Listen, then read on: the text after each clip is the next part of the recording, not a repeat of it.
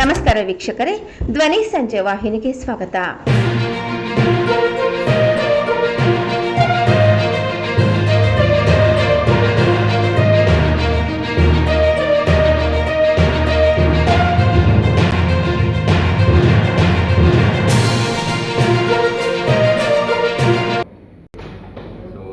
ಈ ವರ್ಷ first international debut full season ಮಾಡಿದೆ ಥೈಲ್ಯಾಂಡಲ್ಲಿ ಬಿಗ್ ಚಾಂಪಿಯನ್ಶಿಪ್ ಅಂತ 600 ಕ್ಯಾಟಗರಿಲಿ.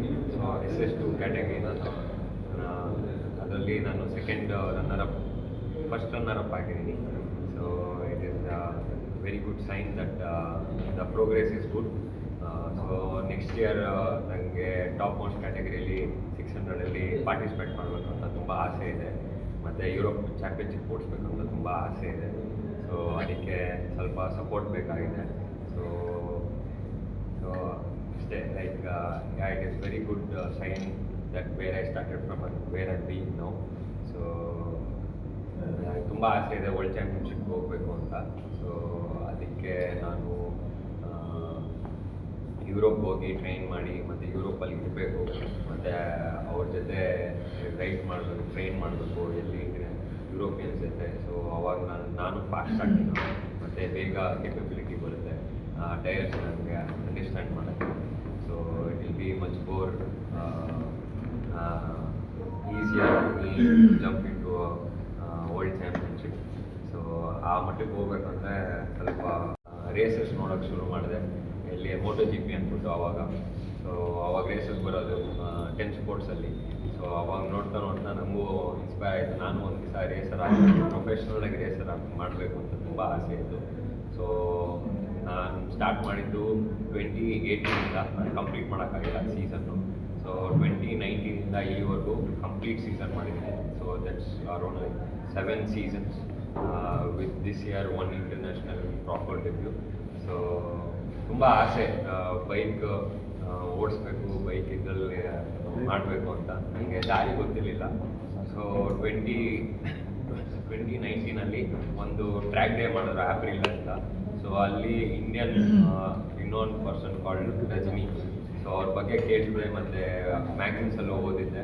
ಸೊ ಅವಾಗಿಂದ ನನಗೆ ಒಂದು ಕರೆಕ್ಟಾಗಿ ಆದಿ ಸಿಕ್ತು ಹೆಂಗೆ ಪ್ರೊಫೆಷ್ನಲ್ ಮೋಟರ್ಸೈಕಲ್ ರೇಸರ್ ಆಗಬೇಕು ಅಂತ. ಸೊ ಅಲ್ಲಿಂದ ಇಲ್ಲಿವರೆಗೂ ಬಂದಿದ್ದೀನಿ. ತುಂಬ ಆಸೆ ವರ್ಲ್ಡ್ ಚಾಂಪಿಯನ್ಶಿಪ್. ಸರ್, ತಮಗೆ ಈ ಫೀಲ್ಡಲ್ಲಿ ಟ್ರೈನರು ಇಲ್ಲ ಇನ್ಸ್ಟಿಟ್ಯೂಟು ಯಾರು ಸಪೋರ್ಟ್ ಇದೆಯಾ ಸರ್ ತಮಗೆ? ಸದ್ಯಕ್ಕೆ ಯಾರೂ ಇಲ್ಲ ಸರ್. ನಾನೇ 2019ಇಂದ 22ವರೆಗೂ 23ವರೆಗೂ ಒಂದು ಅಕಾಡೆಮಿಲಿದ್ದೆ.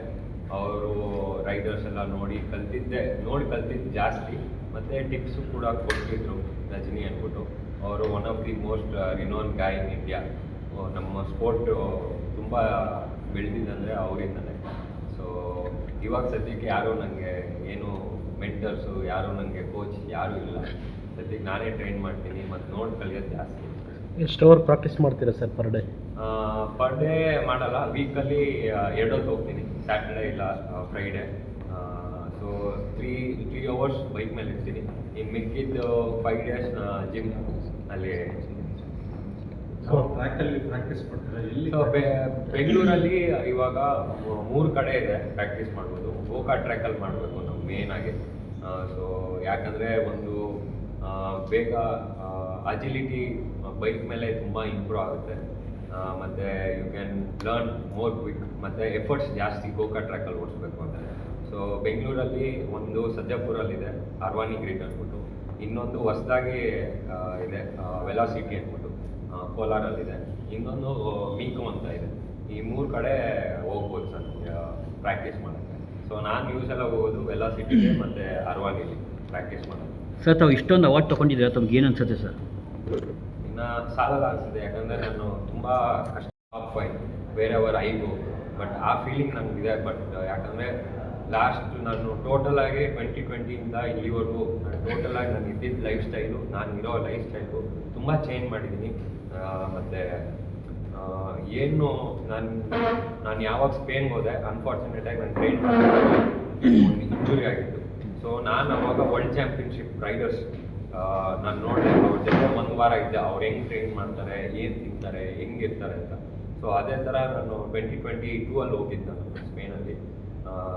ನೋಡಿ ನಾನು ಅದೇ ರೀತಿ ಚೇಂಜ್ ಮಾಡಿದ್ದೀನಿ. ಬಟ್ ಏನಂದರೆ ನನಗೆ ಒಂದು ಕರೆಕ್ಟಾಗಿ ಆದಿ ಬೇಕು. ಒಂದು ಆದಿ ಅಂದರೆ I am really struggling that to tell to have a very good team who is like very passionate like me, where they can give a very good competitive bike where I can really perform and show that I'm always on top 3.